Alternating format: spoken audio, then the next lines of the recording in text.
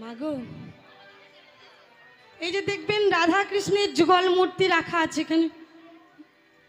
মা, এই রাধা কৃষ্ণকে তো যুগলে রাখা হয়েছে, কিন্তু তাদের দুপাশে দেখবেন আনোয়ার বালার নিতাই গৌর হরিবল বলে দাঁড়িয়ে আছে।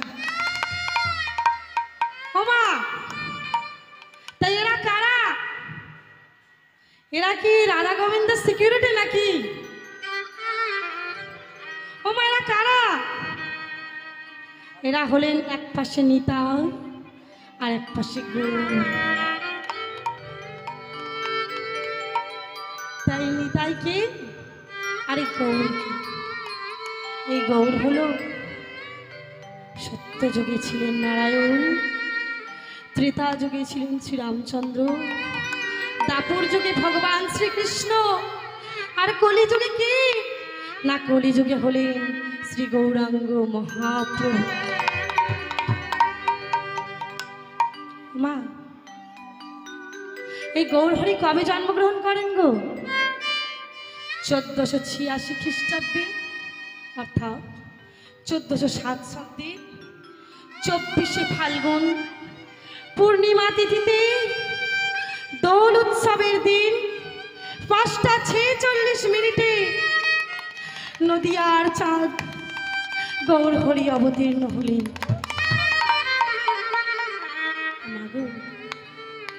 এই গৌরকে আমরা তো জানলাম, কিন্তু মা, এই নিতাইটা কে? এই নিতাই কে সেটা জানার জন্য আসুন আমরা সবাই মিলে অনুধাবন করি আর আমরা এই লীলা আস্বাদন করি। তো মাগো, প্রতিদিন যেমন গৌরাঙ্গ সুন্দর কীর্তন করেন কোথায় না, শ্রীবাস অঙ্গনে, অর্থাৎ অদ্বৈত আচার্যের বাসভবনে। তা মা, আপনাদের একটা কথা জানতে চাই, যে এই যে আমাদের গৌরহরি সর্বদা শ্রীবাসের আঙিনায় কেন কীর্তন করতেন? তার তো আরো অনেক ভক্ত ছিল। আস্তে আস্তে ওই মা গল্প করছে। ও মা, হরে কৃষ্ণ, ভালো লাগছে না?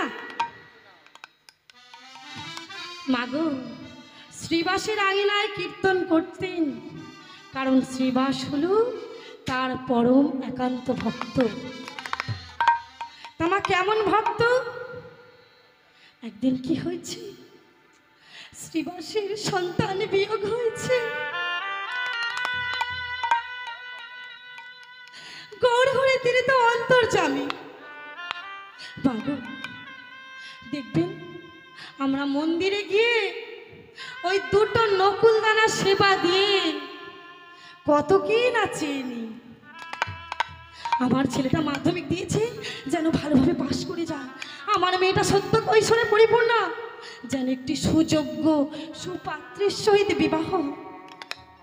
ওমা, দুটো নকুলদানা দিয়ে যদি এত কিছু চেয়ে নিলাম, তাহলে যদি কাল দুটো কালাকান সন্দেশ এনে দিই, না জানি আরো কত কি চাইব। তামা, শ্রীবাসের স্ত্রীর নাম হলো মালিনী দেবী। মালিনী দেবী তার সন্তান মারা গেছে, সে যে অঝর নয়নে কাঁদছে। মাগো, যদি আমাদের ঘরে কোনো কুলক্ষণ হয়, দেখবে সন্তানের কোনো অশুভ কিছু হলে মা এমনই একটা জিনিস যে মায়ের অন্তর কেঁদে ওঠে। মা এমনই একটা জিনিস, শ্মশানে গিয়েও যেন মৃতদেহ থেকে মায়ের হৃৎপিণ্ডটা বলে ওঠে, খোকা ভালো আছিস, খোকা তুই খেয়েছিস। মা এমনই একটা জিনিস আমাদের এই সচরাচর গ্রামাঞ্চলেই দেখা যায় আমাদের ঘরের সন্তানরা গ্রাম্য পরিবেশে বড় হচ্ছে। ধুলো কাদা বালি তাদের নিত্যদিনের সঙ্গী। এমন সময় একটি বাচ্চা এই ধুলো মেখে খেলছে, আর ওই দিক থেকে বাবা বেশ নতুন পোশাক পরিধান করে এগিয়ে আসছে। খোকা, বলি ও খোকা, তোর মা কই রে? তুই বাইরে একা খেলছিস, তোর মা কই? ডাক শিগগিরি তোর মাকে। তখন খোকা কি করছে জানো মা? সে তো ছোট, সে কিছু বোঝে না। সে বলছে, আমি তুমি কি খাবার এনেছ? আমাকে দাও, আমি কোলে উঠবো। এমন সময়, না না কোলে উঠিস না বাবা, কোলে উঠিস না রে, তোর গায়ে যে ধুলো লেগে আছে না, আমার এই পোশাকটা নষ্ট করে দেবে। কিন্তু দেখবেন একটি মা সারাদিন, মাগো একটু বাস্তব দিয়ে দেখুন তো, আমাদের ঘরে আমাদের স্বামীরা বাইরে রুজি রোজগারের জন্য যায়, আর আমরা ঘরে সংসারের কাজ করি আর সন্তান প্রতিপালন করি। কষ্ট কিন্তু দেখবে না বাবাদের থেকে মায়েদের বেশি হয়। তাও গো মা, কিন্তু দেখবে ওই ধুলো বালি মাখা সন্তান যদি এসে বলে ও মা, ও মা, মা হয়তো তখন সবে সারাদিন গৃহকর্ম সেরে দুটো সেবা করতে বসেছে। এমন সময় সন্তানের নাক দিয়ে অঝরে সর্দি ঝরছে। একটু ভেবে দেখবেন মা বাস্তবটা। সেই মা কোনো বাদ বিচার না করে আগে কোলে নিয়ে, বাবা ও বাবা, ও আচ্ছা তুই আয়, আমার কোলে আয়। মাগো, এখানেই বোঝা যায় মাতৃস্নেহ, পিতৃপ্রেম। মা ভালোবাসে মাধুর্যে, পিতা ভালোবাসে ঐশ্বর্যে। দেখবেন মা, আমাদের মতো সাধারণ ঘরের নবনে পারবে না, পারবে না গো মা। আজ মালিনী দেবী সন্তানকে করলে, মা গো, সে তো মৃত সন্তান, সে অজর নয়নে কাঁদছে। এমন সময় গৌর হরি মনে জানতে পারলেন যে আমি প্রত্যেক দিন শ্রীবাসের আঙিনায় কীর্তন করি, কিন্তু প্রত্যেক দিন কীর্তন করে যে সুখ অনুভব হয়, আজ তো সেই সুখ অনুভব হচ্ছে না। বলছি গৌর হরি, শ্রীবাস, আজ কি তোমার গৃহে কোনো অশুভ কিছু ঘটেছে? কই না তো প্রভু। মা গো, সে তো অন্তর্যামী, সে যে অন্তরে জানতে পারছে। শ্রীবাস মাগো চায় না যে মহাপ্রভুর বদনে ওই হরিনাম, ওই কৃষ্ণ নাম বন্ধ হোক। এমন সময় ক্লান্বিত অবস্থায় এগিয়ে গিয়ে ঘরের ভিতরে প্রবেশ করে ওই মালিনীর মুখে ছোট্ট একটি কাপড়ের পুটলি করে ঠেসে দিলেন। এমন সময় সেই স্থানে গৌর হরি পৌঁছে গেলেন, গিয়ে বললেন, শ্রীবাস, তুমি না আমার পরম ভক্ত, তুমি কি করে এমনটা পারলে, কি করে এমনটা করলে? একজন মাতৃ স্নেহ, একজন মাতৃপ্রেম, মাতৃ ভালোবাসা, তুমি জানো না অন্তরের কি যে ব্যথা, মায়ের অন্তরের বেদনা। তখন শ্রীবাস ঠাকুর, তার স্ত্রী শ্রীবাস ঠাকুরের স্ত্রী মালিনী দেবী তার আঁচল নিয়ে বললেন, গৌর হরি, তুমি এতদিন আমার আঙিনায় কীর্তন করছো, কোনোদিন কোনো কিছু চাইনি, আজ চাইছি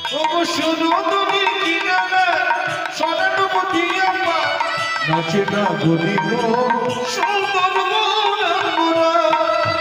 ওই সুরধনের কিনারে সোনার নদী আমার নাচে না গরি গো সুন্দর গৌরাঙ্গরা।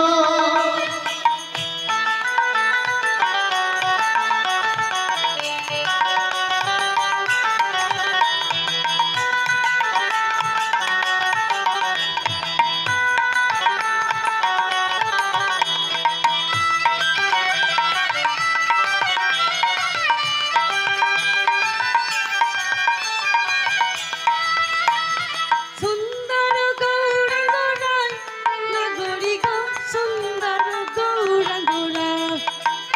সুন্দর গৌরাঙ্গরা নগরী গো সুন্দর গৌরাঙ্গরা। সুন্দর গৌরাঙ্গরায় নগরী গো সুন্দর গৌরাঙ্গরা। ও সুন্দর গৌরাঙ্গরা নগরী গো সুন্দর গৌরাঙ্গরা। সুরধনের কিনারে সোনার নদী আমার নাচে না গরি গো সুন্দর গৌরাঙ্গরা। আমি সুরধনের কিনারায় সোনার নদী আমার নাচে না গরি গো সুন্দর গৌরাঙ্গরা। সুন্দর কপালে সুন্দর তিলক গো। সুন্দর কপালে সুন্দর তিলক গো। সুন্দর এখন সুন্দর এখন সুন্দর এখন নামা বলি গায় নাগরি গো সুন্দর গৌরাঙ্গরা। ওই সুরধনের কিনারে সোনার নদী আমার নাচে না গরি গো সুন্দর গৌরাঙ্গরা। আমি সুরধনের কিনারায় সোনার নদী আমার নাচে না গরি গো সুন্দর গৌরাঙ্গরা। সুরধনের কিনারে সোনার নদী আমার নাচে না গরি গো সুন্দর গৌরাঙ্গরা। সুরধনের কিনারায় নদী আমার নাচে না গরি গো সুন্দর গৌরাঙ্গরা। সুন্দর গৌরাঙ্গরা। সুন্দর গৌরাঙ্গরা। সুন্দর গৌরাঙ্গরা।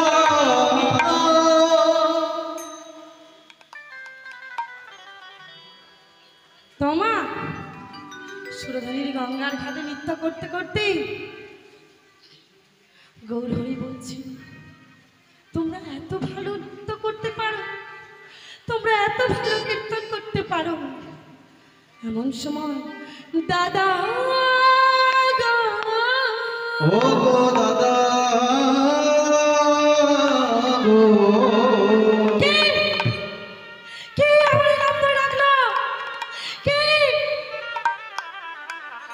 সকল ভক্তগণকে একযোগে বললেন, প্রভু আপনি যে দাদার জন্য কাঁদছেন, সেই দাদা তো সন্ন্যাস ধর্ম গ্রহণ করে দীক্ষা নিতে চলে গেছেন ওই পত্রিকা আশ্রমে। হ্যালো হ্যালো, আজ এই শুভ জন্ম বলো গো, আমি নাকি ব্রজি কানাই, কোথায় আমার দাদা বলা? আমি দেখি ব্রজের কানা, কোথায় আমার দাদা বলা? আমি নাকি ওদের কোথায় আমার দাদা? আমি না ব্রজি কানাই।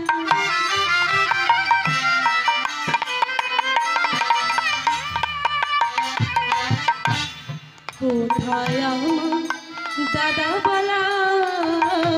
আমি দেখি ব্রজের কানা, কোথায় আমার দাদা বলা? আমি নাকি ওদের কোথায় আমার দাদা? কোথায় গেলে পাবো তারে? কোথায় গেলে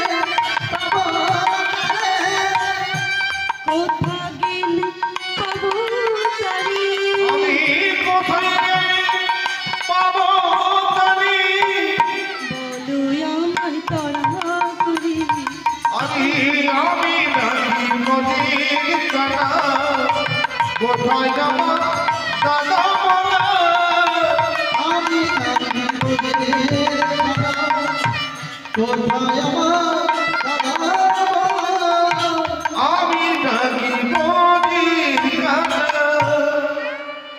এমন সময় এক পাশে দাঁড়িয়ে পদকর্তা কলম দিলেন। ওমা, কে গো পদকর্তা? শ্রী শ্রী কৃষ্ণাস কবিরাজ গোস্বামী পাদ চৈতন্য চরিতামৃতে কলম দিলেন। রাড়ুদি সোনা একটা চক্রগ্রাম, হারায় পণ্ডিতের গৃহে। ওরে রানকে শোনা এক চক্রগ্রাম, হারায় পণ্ডিতে গৃহে। রাড়ুদি সোনা একটা চক্রগ্রাম, হারায় পণ্ডিতের গৃহে। রানকে শোনা এক চক্রগ্রাম, হারায় পণ্ডিতে গৃহে। না শুভ মাঘ মাসি শুক্লা ত্রয়োদশী, শুভমাঘ মাসে শুক্লা ত্রয়োদশী, শুভ মাঘ মাসি শুক্লা ত্রয়োদশী, শুভমাঘ মাসে শুক্লা ত্রয়োদশী। জনমিলা জনমিলা আজ শুভমাঘ মাসে শুক্লা ত্রয়োদশী, জনমিলা ভজ ধনে, জনমিলা ভজ ধনে। আমার নদীর মূলতা জন্ম নিল, আজ ভারত ভূমি ধন্য হল, নদীর মূলতা জন্ম নিল।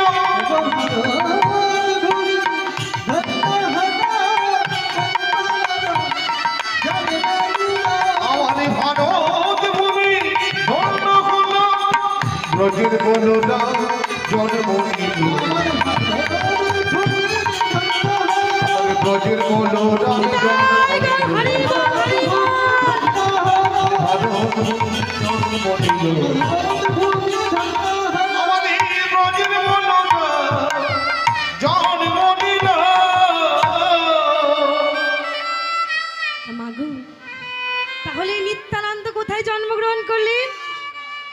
না বীরভূম জেলার অন্তর্গত এক চক্রা গ্রামে হারাই পণ্ডিতের গৃহে ও ভক্তিমতী মাতা পদ্মাবতীর গর্ভে অবতীর্ণ হলেন। তাও মা, এখন তো মাগো মডার্ন যুগ, দেখবেন গর্ভে সন্তান থাকাকালীনই আমরা মায়েরা নামকরণ করে ফেলি। ও মা, আগে নাম রাখা হতো ভরত, ভীম, অর্জুন। মাগো, এখন আমরা কি নাম রাখি সন্তানের? কোথায় প্রসেনজিৎ, কোথায় জিৎ, কোথায় পাপাই। ও মা, নাম দেখুন পাপাই, তার মানে কি গো মা? পাপ আয়। ও মা, জানেন দেবতাদের নামে সন্তানের নামকরণ করার কি শুভ লক্ষণ? আমরা সন্তানকে দিনে নিশ্চয়ই কমসে কম 10 বার ডাকি। একটু ভেবে দেখুন তো, যদি আমরা তার নাম রাখতাম ভীম, যদি আমরা তার নাম রাখতাম কৃষ্ণ, যদি আমরা তার নাম রাখতাম গোপাল, কতবার না আমার ডাকতাম গোপাল রে,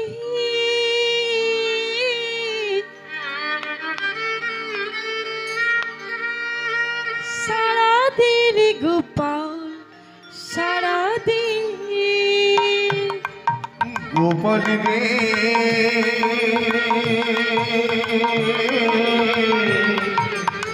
সারাদে, গোপাল সারাদে, গোপাল রে সারাদে, গোপাল সারাদে। গোপালী রে সারা দিন গোপাল সারা দিন। মাগো আমরা সারাদিন কতবার ডাকি গোপাল গোপাল গোপাল, হয়তো বা সন্তানের উপর ক্রোধান্বিত হয়ে ডাকি, এই গোপাল সারা দিতে পারছিস না? মাগো একটু ভেবে দেখুন, সেই তো আমরা গোপাল নামটা বদনে উচ্চারণ করছি। তা মাগো আমাদের যেমন নাম রাখি, এই নিত্যানন্দেরও শৈশবে একটি নাম ছিল, আর সে নামটি কি গো মা? সেই নামটি হলো কবি।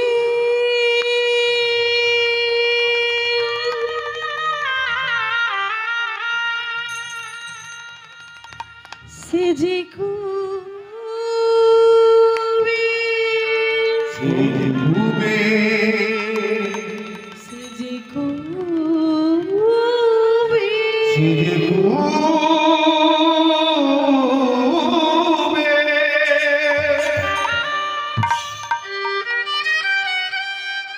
ওমা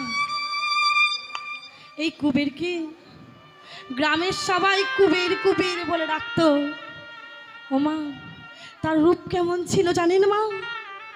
আজ অনুলম্বিত ভুজ, বিশাল বক্ষস্থল, যুগল চাচর, চিকর কেশ, সুঠাম দেহ, ভক্তির নয়ন, আর এই এতগুলো অলংকার নিয়ে যেই দেহ তৈরি, সেই দেহ যেই একবার দর্শন করছি, সেই এই নিতাই চাঁদের রূপে বিভাবিত হয়ে গেছে। ওমা একটু ভেবে দেখুন তো, আপনারা এই রজনীতে এই দেখুন আপনাদের পা গোড়া পর্যন্ত জল পৌঁছে গেছে, মাঝে মাঝে বাইরে বৃষ্টিও হচ্ছে, তার মৃদুমন্দ হাওয়ার রসে কিছু ঝাপটা জলও আসছে। আপনারা সেই সব কিছুকে উপেক্ষা করে তবুও অধীর আগ্রহে বসে আছেন দুটো কৃষ্ণ কথা, দুটো হরি কথা, রস অমৃত পান করবেন বলে। তাহলে মাগো আপনাদের এই মঞ্চের সামনে যদি এক্ষুনি এরকম একটা রূপের মানুষ এসে পৌঁছে যায়, যার হাঁটু ছাড়িয়ে হাত, এত রূপে অপরূপ দৃশ্য, মাগো আপনারা না বিশ্বাস করুন, আমার কথা একটিবার বিশ্বাস করুন, আর ওই মন্দিরের মধ্যে যে বিগ্রহ আছে তার দিকে ফিরেও দেখবেন না, দেখবেন ওই রূপের মানুষের দিকে। মাগো নিত্যানন্দ সর্বদা তার বন্ধুদের নিয়ে, বাল্য সঙ্গী বর্গ সখাদের নিয়ে খেলা করে, কোথায় না ওমা গোবিন্দের তো আর খেলা হয় না, গৌরাঙ্গেরও আর খেলা হয় না, বলে লীলা। তা কিভাবে? এইভাবে লীলা করে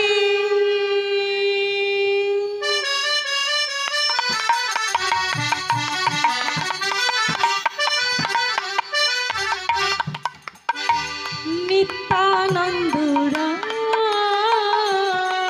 আজি এইভাবে লীলা করে নিত্যানন্দ এইভাবে লীলাকারী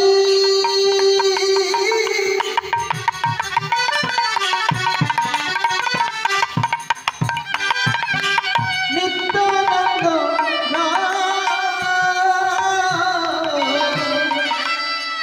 আপনিয়া চরি ধর্ম জীবের শিখায়। রমণীয় যদি ধর্ম জীবের শিখা আপনিয়া চরি ধর্ম জীবের শিখায়। ও গো আপনে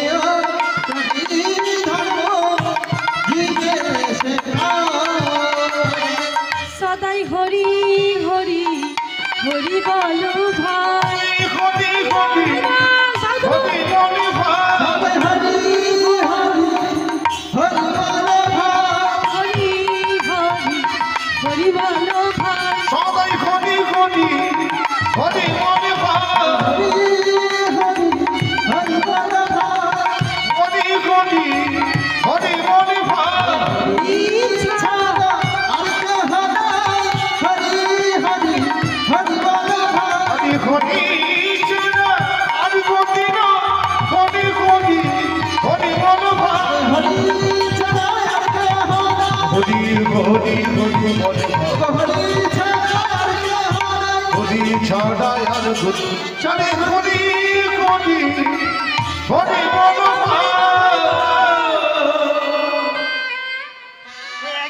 হ্যালো কি কজন মা শুনছে?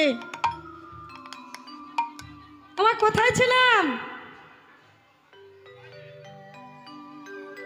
কোথায় ছিলেন? ওখানে বসে না বলছে নেপালগঞ্জে। ও তো সে জয়নগরের ওপারে ওর বাড়ি, সে চিনে গেছে নেপালগঞ্জ। তা মা আজকে এইভাবে লীলা খেলা খেলতে খেলতে নিত্যানন্দ আমাদের বড় হতে থাকলো। তা কিভাবে লীলা এগিয়ে নিয়ে যাচ্ছে, তার বন্ধুদের ডেকে বলছে, এই শোন না, আজ না আমরা একটা খেলা খেলবো। তা মা বাল্য বয়সে আর কেমন খেলা খেলে, সেই খেলা দেখে আপামর জনসাধারণ